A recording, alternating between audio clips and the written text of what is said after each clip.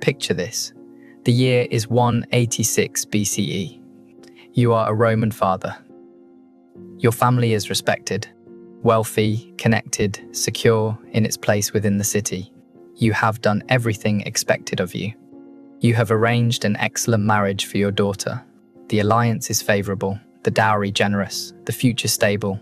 She is 16 years old, educated, carefully raised, taught obedience, modesty, duty. Everything a Roman bride is supposed to be. The wedding ceremony unfolds perfectly. The prayers are spoken, the omens are favorable, the feast is lavish, guests praise your generosity. Your daughter smiles when she should. She performs happiness the way she has been trained to do. And then, when the public celebration ends, something else begins. Your daughter is led away for the final ritual, the one no one explains in detail, the one never discussed in polite company, the one every Roman family knows exists but pretends not to see. As she is taken from the hall, she turns back once. Her eyes meet yours. There is a question there, not spoken but unmistakable. You do not answer it. You look away. Not because you do not love her, not because you are cruel, but because you know what is about to happen, and you know you cannot stop it. This is a ritual, Rome buried so deeply that even ancient historians avoided naming it directly.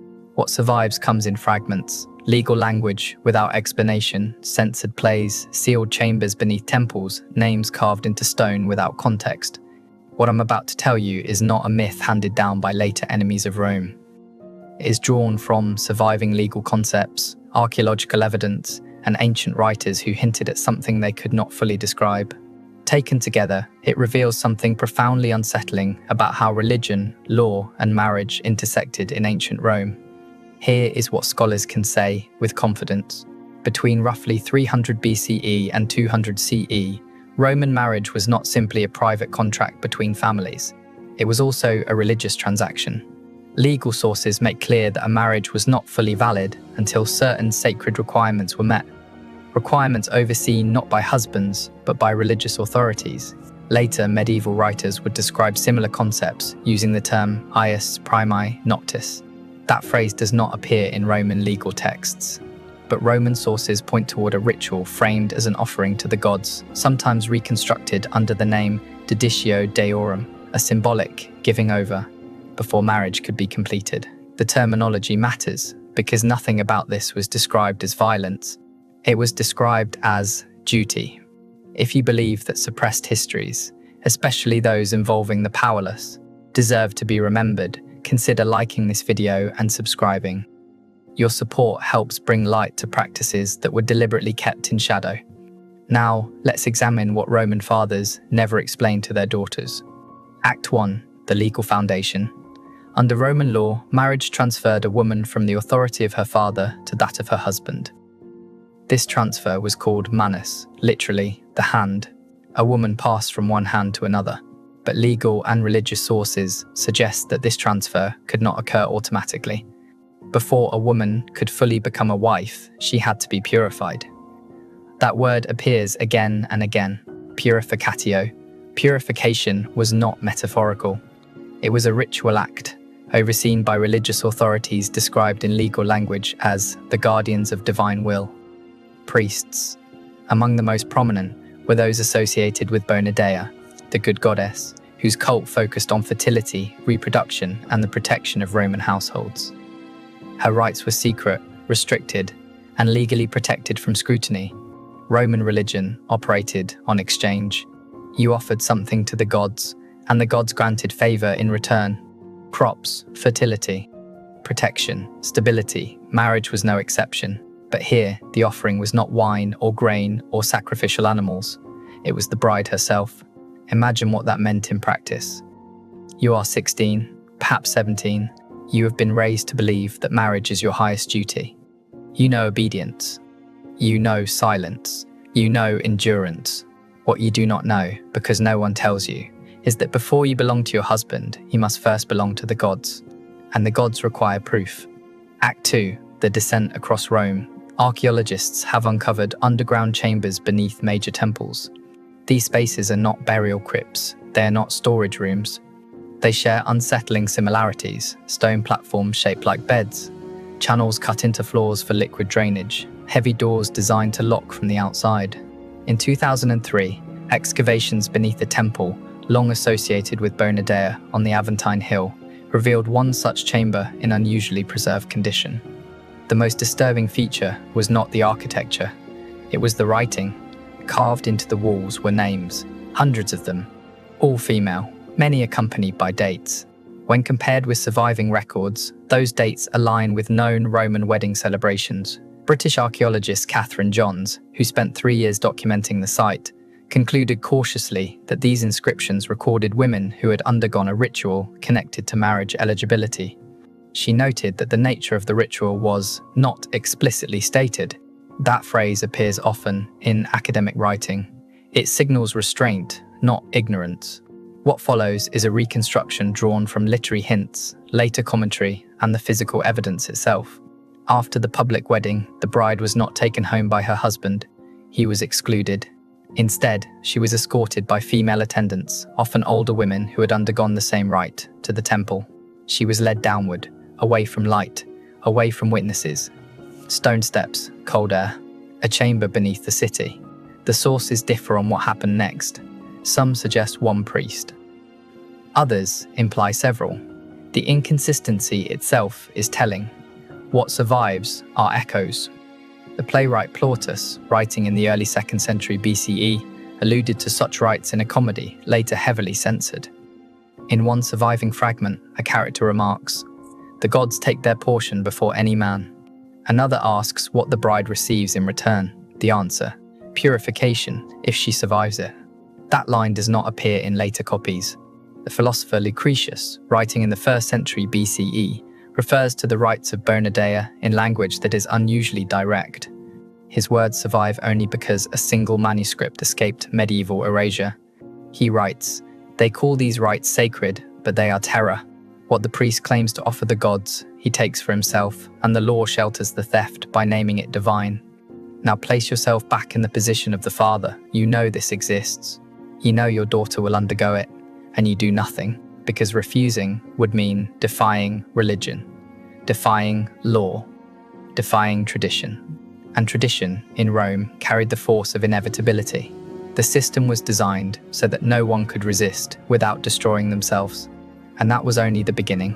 The power of the system did not come from force alone. It came from silence. Act 3, the Silence Protocol.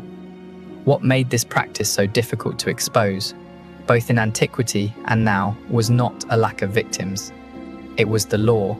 Roman women who underwent sacred rites were not merely discouraged from speaking about them. They were legally forbidden. Certain religious ceremonies were classified as mysteria, sacred acts protected by secrecy statutes. To reveal them was not framed as testimony. It was framed as impiety. Lex Faconia, passed in 169 BCE, included provisions governing religious disclosure. Women who revealed the contents of sacred rites could be charged with impiety, punished with exile, property seizure, or death. This is why the historical record feels incomplete. This is why historians encounter gaps, euphemisms, and evasive language. The victims were legally silenced. The perpetrators called it sacred. And the men who recorded history were often beneficiaries of the system. But silence is not the same as forgetting. And sometimes, when speech is forbidden, people find other ways to leave evidence, speaking without words.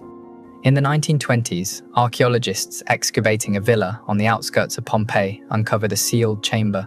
It was not closed by volcanic ash. The doorway had been deliberately bricked up before the eruption. Inside was a fresco.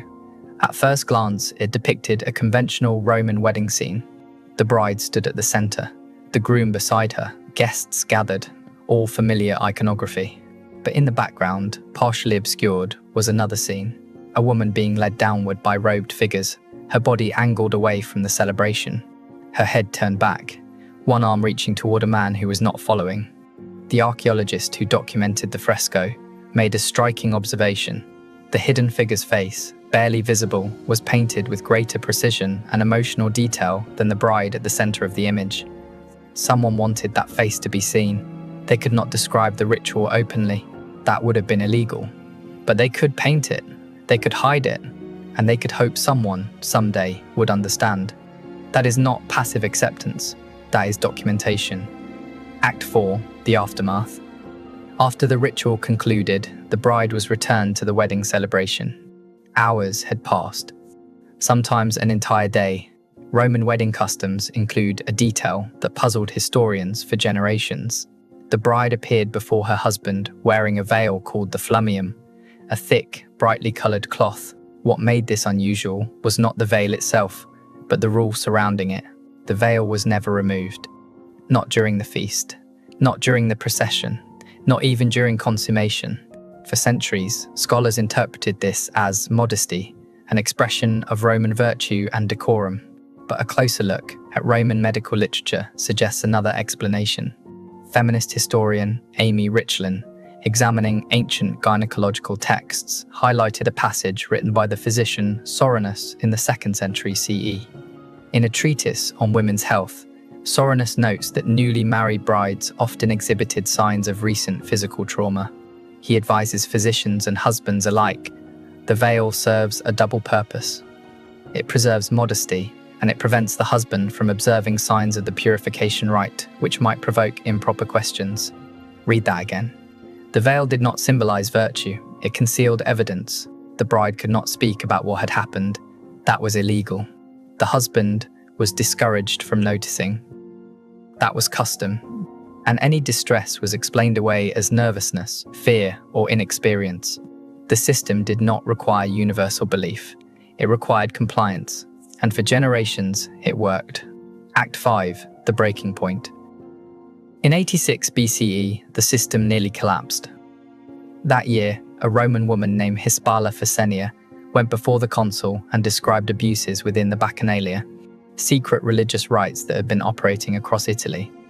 Her testimony, recorded by the historian Livy, described underground chambers, sexual violence carried out under religious authority, and victims bound by silence laws. The Senate reacted with shock. Investigations were launched, priests were arrested, rites were banned, leaders were executed, thousands were punished. Rome wanted to make an example of the Bacchanalia, but something else happened during that investigation. Several women attempted to testify about marriage purification rituals, rites connected not to foreign cults, but to Roman tradition itself. The Senate refused to hear them. According to Livy, the consul Spurius Postumius dismissed the requests with a statement that revealed everything. The Bacchanalia are foreign corruptions. The rites of Bonadea are Roman tradition. We do not investigate tradition. Those words are the backbone of every system that survives abuse. Call it ancient, call it sacred, call it tradition, and suddenly it becomes untouchable.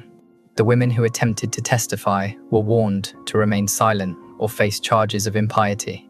Most complied. One did not. Her name does not survive. She stood in the forum and publicly described what had happened to her beneath the temple. Within hours, she was arrested. Charged with impiety and public obscenity, exiled to Sicily. She was forbidden from returning to Rome, forbidden from speaking to Roman citizens. She disappears from the historical record, but not everything disappears. What survived? In 1964, archaeologists discovered a piece of graffiti carved near the Roman Forum. The lettering style and surrounding context date it to approximately 180 BCE, just a few years after the Bacchanalia scandal. It reads, "Tradition is what monsters call their crimes when no one stops them." Someone carved that message into stone at the center of Roman political power. Someone risked everything to leave it behind. And that brings us to what Rome could never fully erase. The ritual did not vanish, it evolved. By the late 1st century BCE, elite families began to find ways around it. Instead of submitting their daughters to full purification rites, they paid for symbolic ceremonies, rituals without chambers, without descent, without physical contact. The priests accepted these substitutions. Of course they did, because this had never truly been about religion. It was about power. Once wealth could buy exemption, the nature of the system became impossible to ignore. Among elite families, the practice gradually faded. Among the poor, it did not. They could not afford alternatives. The satirist Juvenal, writing around 100 CE, noted this disparity with bitter clarity. The poor still offer their daughters to the old gods. The rich offer gold instead. The system did not end because it was recognized as wrong. It weakened because participation became optional for those with power. And that distinction, who can opt out and who cannot, reveals everything about what the system was designed to protect. In the end, the ritual did not collapse because Rome experienced a moral awakening. It ended, where it ended at all, because powerful men decided they no longer wanted it touching their own families. As long as the consequences fell on other people's daughters, the practice was defended as ancient, sacred, and necessary. The moment it threatened elite households, it became negotiable. That single fact tells you everything about who the system was designed to protect. What historians looked away from for centuries, classical scholars minimized or dismissed accounts like these. They described the evidence as fragmentary. They warned that ancient sources were unreliable. They suggested exaggeration, misinterpretation, or later invention. They did everything except confront the pattern itself. Why? Because acknowledging this practice forces an uncomfortable conclusion: that Rome, so often praised as the foundation of Western law and civilization, embedded coercion and sexual exploitation into rituals presented as sacred and lawful. It means admitting that Roman marriage was not merely a private contract between families.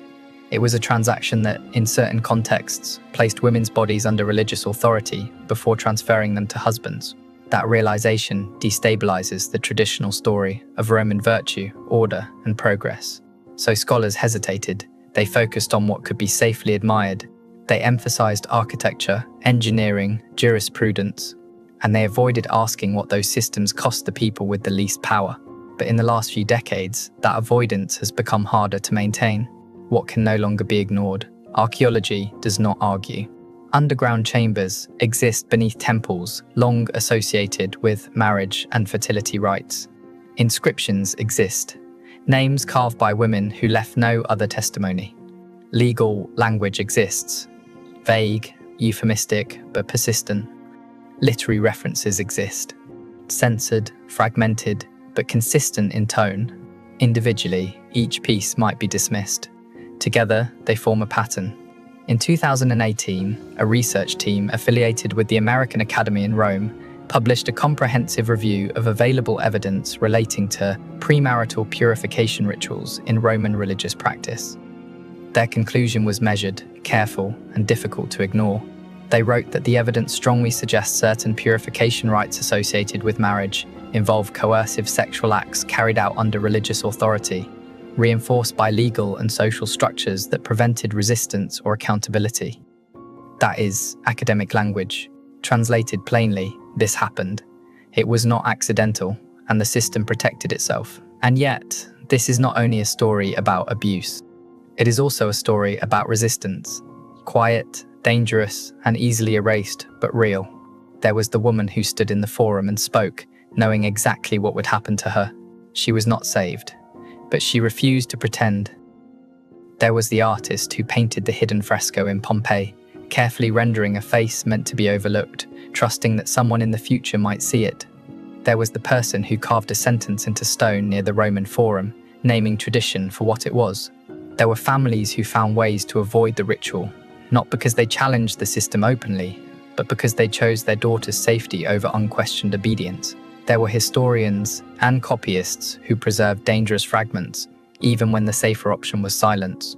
None of these people stopped the machine on their own, but they documented it, they left traces, and those traces survived Rome's power. How systems of abuse actually collapse. This history reveals something important, something Rome tried very hard to hide. Systems of abuse rarely collapse because everyone suddenly agrees they are wrong. They collapse because enough people refuse to participate, because enough people withdraw consent, because enough people leave records, because enough people decide that tradition does not excuse cruelty. The wealthy families who paid for symbolic rituals did not suddenly develop moral clarity. They acted out of self-interest. But that was enough. One family refusing, then 10, then 100. Eventually, priests could no longer insist that participation was universal. The ritual lost its inevitability. And once inevitability disappears, so does authority, standing there today. You can stand in Rome today and see the remains of these temples. On the surface, there is nothing dramatic. Broken columns, scattered stone. Tourists pass by without stopping, but beneath the ruins, the chambers remain. And on the walls, the names are still there. Julia, Cornelia, Flavia, Fulvia, women whose fathers brought them here. Women who underwent rituals they were forbidden to describe. Women who could not testify, could not accuse, could not refuse. So they did the only thing they could. They carved their names, not as rebellion, not as protest, but as proof of existence. I was here. This happened to me. They left those words without letters, trusting that someday someone might understand what they were not allowed to say. We found them, we understand, and we refuse to let Rome's version of history be the only one that survives. If this exposed something you were never taught, consider subscribing and turning on notifications. This channel exists to uncover the practices powerful institutions tried to erase.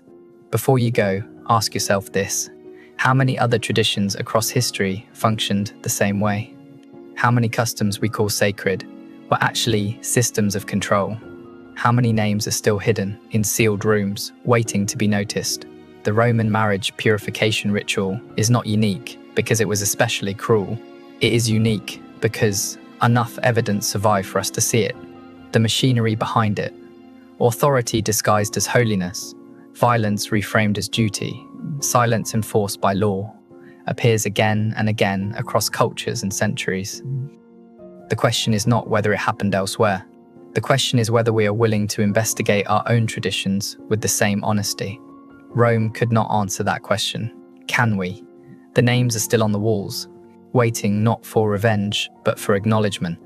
And now that we have found them, we cannot pretend they were never there. We hear you.